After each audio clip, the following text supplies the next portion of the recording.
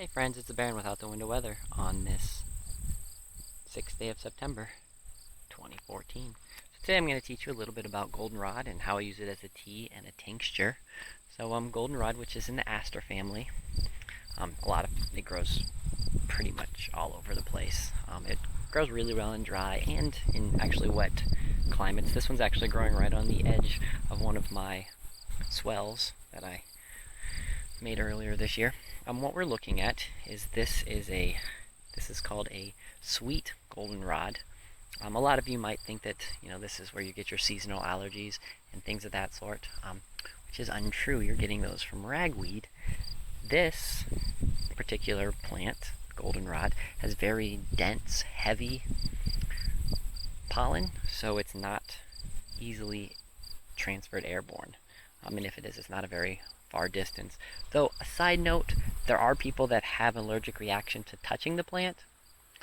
I don't, but other people might. So if you're going to follow my instructions to make a tincture and things of that sort, you might want to wear gloves or just experiment and see if you're allergic to it or not. So it's got these really cool, they kind of look like little suns, these little tiny little flower clusters that kind of like little explosions, and they're yellow with a little bit of orange in the middle. So it's pretty cool. How I identified this as a sweet sweet goldenrod is you take the leaf, you squish it up, and then you smell it, and it'll kind of smell like anise. And then if you've ever had goldenrod honey, you can see this little guy right here doing his job. He's got his pockets full of honey or of pollen and getting ready to make some cool honey. It's pretty exciting to see some honeybees. This is probably I've seen the most this year on these little plants right here. So I'll let him get back to work. Interesting side note for those of you that know me personally and know that I grew up in Akron, Ohio. The first Ford Model T, the tires on that car actually were made from a rubber that was derived from goldenrod.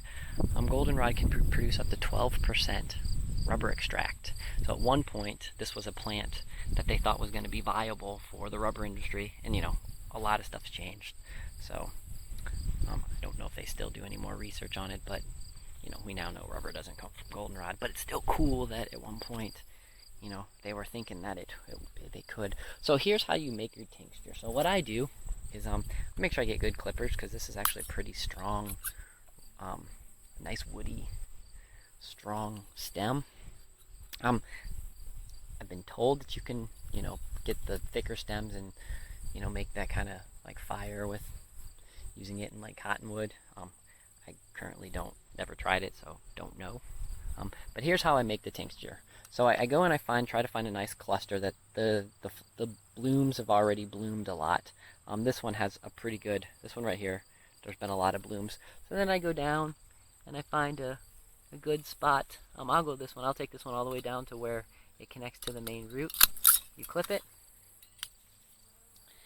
And I've clipped some earlier today, so I will show you the easiest way to pull off all the leaves and such. So what I just do is I hold the goldenrod down, I come up here between the alternate leaves, get a good grip at top, and you just slide it down. And then you've got I missed one. And then you've got a nice little pile of leaves, which you can actually just let dry and make a tea out of that.